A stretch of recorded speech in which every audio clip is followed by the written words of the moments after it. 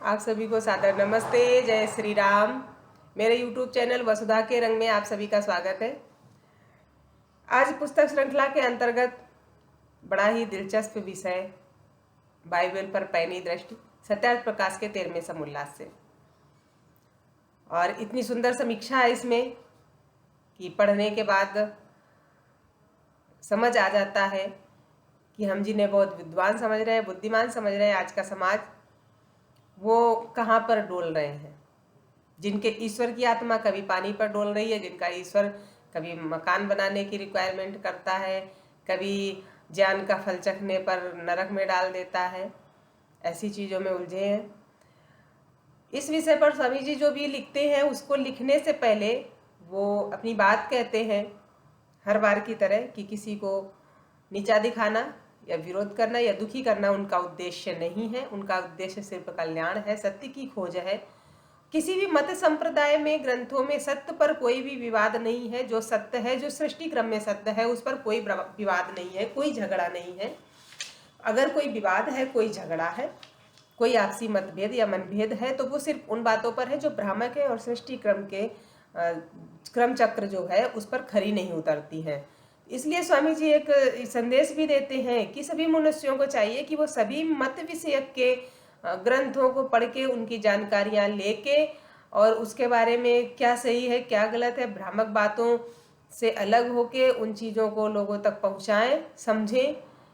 और अगर लिख नहीं सकते हैं तो सिर्फ सुने, क्योंकि जिस तरह पढ़ने से व्यक्ति, स्वाध्याय से, पढ़ने से, लगातार अध्ययन से पंडित बनता है, उसी तरह सुनने से बहुश्रुत बनता है।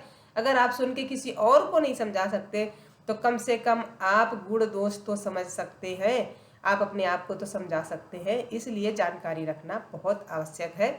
और जानकारी न होने के कारण हमारे जो आज हिंदू समाज है उसका बहुत वो लोग मजाक उड़ा जाते हैं जिनके खुद के ग्रंथ ऐसी सड़ी गली बातों से भरे हुए हैं कि जिनको तो मजाक उड़ाने का कोई वो ही नहीं है। तो यहाँ पर किसी का विरोध करना, बाइबल पर किसी का अपमान करना, ऐसा कोई उद्देश्य नहीं है 13वें समोल्लास में। और इस समोल्लास को लिखते लिखते स्वामी जी इतनी बड़ी बात लिखते हैं, ये उन लोगों को समझने का विषय है जो ये समझते हैं कि स्वामी जी उनके विरोधी हैं। और क्योंकि हमारा हिंदू समाज अक्सर अपना ही अहित कर लेता है निजी स्वार्थ में डूबकर, तो जो ये कहते हैं कि स्वामी जी उनके विरोधी हैं, उनको ये बात अवश्य समझनी चाहिए कि स्वामी जी बाइबल पर पैनी दृष्टि समीक्षा करते करते देखिए वो क्या लिखते हैं पाखंड को लेकर, पुजारियों को लेकर और बाइबल को लेकर। वो कहते हैं कि हम इतना तो जानते थे कि यहाँ देवी के जो भोपे हैं, मंदिरों और पुजारियों की पोप लीला विचित्र है, क्योंकि ये उनकी भाषा है। पाखंड को इस तरह शब्दों में पिरोते हैं वो। तो वो कहते हैं कि हमें ये तो पता था कि मंदिर में जो पाखंड, मंदिर के नाम पर पाखंड चल रहा है या पूजा के नाम पर पाखंड चल रहा है, उनके जो घंटे घड़ियाल जो भोपे हैं, पाखंड, जो चीज़ें पाखंड के अंतर्गत हैं वो चल रहा है, ये तो हमें पता था। लेकिन जो बाइबल पढ़ने के बाद है वो हमें पता चला कि जो हमारे समाज में जो पाखंड फैला हुआ है उसका सहस्र गुण ही ज़्यादा, 1000 गुण ज़्यादा ईसाइयों में पाखंड फैला हुआ है। तो देखिए कितनी बड़ी बात वो कह रहे हैं, कितने निष्पक्ष व्यक्ति हैं, और हमें जानकारी नहीं होती है क्योंकि हम उनको पढ़ते नहीं हैं, जानना नहीं चाहते और इग्नोर कर देते हैं। स्वामी जी बाइबल पर समीक्षा करते समय कहते हैं कि इसमें फर्स्ट तो प्रथम बाइबल के तौरेत का विषय लिखा जाएगा, उनके ग्रंथों को लेकर ही लिखते हैं। और वो ये भी कहते हैं कि इस पुस्तक के भाषांतर बहुत से हुए हैं जो कि इनके मत में बड़े बड़े पादरियों ने किए हैं। उनमें से देवनागरी व संस्कृत भाषांतर देखकर मुझको बाइबल में बहुत शंका हुई। उनमें से कुछ थोड़ी सी इस 13वें समोल्लास में विचारार्थ लिखी है, और ये केवल सत्य की वृद्धि और असत्य के ह्रास होने के लिए लिखी है, किसी को दुख व हानि व मिथ्या दोष लगाने के अर्थ से नहीं लिखी है। तो वो सिर्फ कल्याण की बात करते हैं और कल्याण की ही बात करना चाहते हैं। इस समीक्षा को पढ़ते हुए 13वें समोल्लास में स्वामी जी ने बाइबल से संबंधित जो समीक्षा लिखी है उनके ग्रंथों से उदाहरण देते हुए उसको देखकर बड़ा ही कन्फ्यूजन पैदा होता है भाई। मतलब बहुत अजीब लगता है, क्योंकि हमारे ग्रंथों में तो ऐसा नहीं है। जो पौराणिक ग्रंथ हैं वो भी कहीं ना कहीं बहुत अच्छी स्थिति में हैं, और जो वेद उपनिषद दर्शन है उनकी तो बात ही क्या कहनी है, उनका तो कोई वो ही नहीं है। सब्स्टिट्यूट ही नहीं है उनका, उनकी किसी से तुलना नहीं की जा सकती। तो जब हम इसकी समीक्षा के बारे में पढ़ते हैं तो अजीब सा ईश्वर है, बाइबल का ईश्वर ही अजीब है। वो कभी उत्पन्न करता है व्यक्तियों को, फिर उनकी आंख पर पट्टी बांध के रखता है। वो नहीं चाहता कि मेरा जो व्यक्ति उत्पन्न किए हुए हैं वो उनको नॉलेज मिले कहीं से, वो ज्ञानी हों, वो विद्वान हों। ज्ञान का फल चखने पर वो नीचे फेंक देता है, कहीं नरक में फेंक देता है, कहीं बड़ा ही समझ नहीं आता है कि उनके ईश्वर का स्वरूप क्या है, वही समझ नहीं आता है। कभी तो कोई और उनके ईश्वर को बताता है दूसरे व्यक्ति के बारे में कि ये गलत है, ये सही है, फिर ईश्वर उनकी बात सुन के फिर उस व्यक्ति को सजा देता है। कभी ईश्वर अपनी ही बनाई रचना पर पछताता है तो कुछ चीजें मिटा देता है। कभी ईश्वर की जो आत्मा है वो जल पर तैरती है। कभी ईश्वर किसी व्यक्ति को दंड देता है या डांटता है, कभी कहता है मेरे लिए मकान बनाओ उसमें रहूंगा। समझ ही नहीं आता है कि ये एक ग्रुप मंडली बात कर रही है कि मनुष्य बात कर रहा है, मनुष्य के बारे में बात की जा रही है, कि ईश्वर तो ऐसा हो नहीं सकता कि ईश्वर के बारे में बात की जा रही है।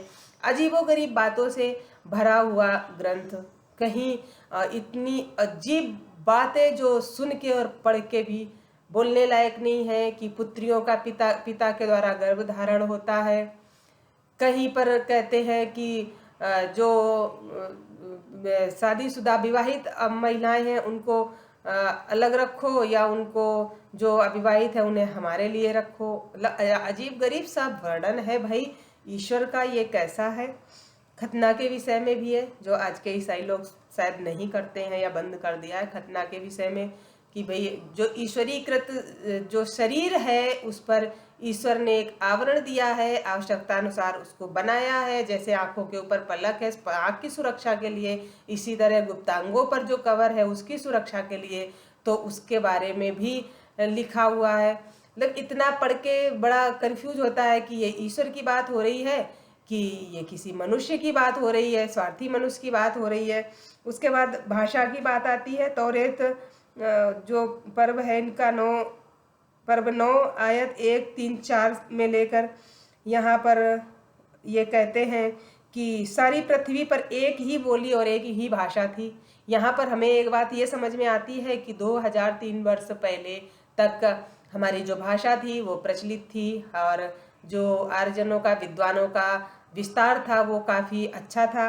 अब उसका उदाहरण हम यहाँ से समझ सकते हैं जब ये लोग कहते हैं कि सारी पृथ्वी पर एक ही बोली और एक ही भाषा थी। फिर उन्होंने कहा कि आओ हम एक नगर और एक गुम्मट जिसकी चोटी स्वर्गलों पहुँचे बनावें और अपना नाम करें, ना हो कि हम सारी पृथ्वी पर छिन्न भिन्न हो जाएं। तब ईश्वर उस नगर और उस गुम्मट को जिसे आदम के संतान बनाते थे देखने को उतरा। अब भाई देखने को उतरा मतलब कहाँ रहता था, कहाँ चढ़ के बैठा था जो देखने को उतरा। तब परमेश्वर ने कहा कि देखो ये लोग एक ही हैं और उन सबकी एक ही बोली है। अब वे ऐसा कुछ करने लगे सो वे जिस पर मन लगावेंगे उससे अलग न किए जाएंगे। आओ हम उतरे वहां उनकी भाषा को गड़बड़ावें जिससे एक दूसरे की बोली न समझे। तब परमेश्वर ने उन्हें वहां से सारी पृथ्वी पर छिन्न भिन्न किया और उस नगर के बनाने से अलग रहे। अब जिन लोगों की भाषा और बोली एक ही थी, क्या ईश्वर ऐसा ईश्वर है कि उसे पता ही नहीं था कि इन लोगों की एक ही बोली भाषा है, इनको एक जगह रहना चाहिए कि नहीं रहना चाहिए। बाद में उसने देखा कि इनकी एक बोली है, इनको छिन्न भिन्न कर देना चाहिए। अब देखिए हमारे समीक्षक महोदय इसमें क्या उत्तर देते हैं, क्या समीक्षा करते हैं। हमारे समीक्षक महोदय कहते हैं कि सारी पृथ्वी पर एक भाषा और बोली होगी। उस समय सब मनुष्यों को परस्पर अत्यंत आनंद प्राप्त हुआ होगा, परंतु क्या किया जाए, ये ईसाई के ईर्ष्यक ईश्वर ने सबकी भाषा गड़बड़ा के उसका सत्यानाश कर दिया। उसने ये बड़ा अपराध किया। क्या यह शैतान के काम से भी बुरा काम नहीं है? और इससे यह भी विदित होता है कि ईसाइयों के ईश्वर सनाई आदि पर्वत पर रहता था, जीवों की उन्नति भी नहीं चाहता था। ये बिना एक अविद्वान के ईश्वर की बात और ईश्वरोक्त पुस्तक कौन लिख सकता है? किस तरह का भाई ईश्वर है? तो ये इसमें इतना जो ग्रंथ है उसके बारे में बड़ी कंफ्यूजिंग बातें लिखी हैं। प्रश्नोत्तरी भी है, शुरुआत के पृष्ठ पर ही प्रश्नोत्तरी है, जहाँ पर कहते हैं, समीक्षक कहते हैं कि ईश्वर जो आरंभ है, आरंभ किसको कहते हैं, तो वहाँ पर जो ईसाई है वो कहता है सृष्टि के प्रथमोत्पत्ति को आरंभ कहते हैं। समीक्षक कहते हैं कि क्या यही सृष्टि प्रथम हुई या इसके पूर्व कभी नहीं हुई थी, तो ईसाई कहते हैं हमें नहीं पता, वह तो ईश्वर जाने कि इसके पूर्व थी कि नहीं थी। समीक्षक कहते हैं कि जब नहीं जानते हो तो तुमने इस पुस्तक पर विश्वास क्यों किया, क्योंकि जिससे संदेह का निवारण नहीं हो सकता, और इसी के भरोसे लोगों का उपदेश कर इस संदेह के भरे हुए मत में क्यों फंसाते हो, और जो निसंदेह सर्व शंका निवारक वेद मत स्वीकार क्यों नहीं करते। तो ये आकाश किसको मानते हो, तो ईसाई कहता है पोल और ऊपर को। समीक्षक बोलते पोल की उत्पत्ति किस प्रकार हुई, क्योंकि वह विभू पदार्थ अति सूक्ष्म और ऊपर नीचे एक सा है। इस तरह के बहुत सारे प्रश्न हैं कि भाई अगर जो बाइबल का ईश्वर है, अगर वही ईश्वर है तो फिर वो किस तरह से अजीबोगरीब बातें कर रहा है। वो एक देशी है, उसको आधी जानकारियां नहीं है, उसको आधी जानकारियां किसी और से बताई जा रही हैं, और उसके पूर्व की बातें किसी और से बताई जा रही हैं, बाद की बातें किसी और से बताई जा रही हैं। तो बाइबल की समीक्षा को जानने के लिए और बाइबल में क्या लिखा है ये जानने के लिए, और उसका उत्तर किस प्रकार से दिया जाना है ये जानने के लिए, और हम जिनको बहुत ही आगे आधुनिक युग में आगे निकला मानते हैं वो कितने गहरे कितने उथले पानी में है ये जानने के लिए आपको ये समुल्लास अवश्य पढ़ना चाहिए। तो आज की बस समीक्षा में इतना थोड़ा सा ही मैं दे रही हूँ इस वीडियो में, बाकी और अच्छे से पढ़ने के लिए इस अध्याय को आप पढ़िए। काफ़ी कुछ दिया है, इस काफ़ी कुछ को ऐसे स्वामी जी ने बहुत ही संक्षिप्त बताया है कि मैंने थोड़ा सा बाइबल से लेकर यहाँ पर डाला है, पर इस थोड़े से में आप बहुत कुछ समझ जाएंगे कि आखिर ये कैसा ग्रंथ है, क्या है। जो समझ नहीं आता है कि किसी जंगली टुकड़ी के बारे में बात कर रहा है, या जंगली मनुष्य के बारे में बात कर रहा है, या किसी दस्यु के बारे में बात कर रहा है, या ईश्वर के बारे में बात कर रहा है, बड़ा कन्फ्यूजिंग है सब कुछ। जो ग्रंथ ही कन्फ्यूजिंग हो वो दूसरे का कन्फ्यूजन का निवारण क्या करेंगे। तो इसको जानने के लिए आप अवश्य पढ़ें। अब इसका अंतिम समुल्लास बचा है, 14वां समुल्लास, जो है कुरान पर दृष्टि डालेंगे, कुरान पर समीक्षा करेंगे। तो बाइबल की समीक्षा पर बस आज इतना ही। आप सभी को पुनः सादर नमस्ते। जय श्री राम।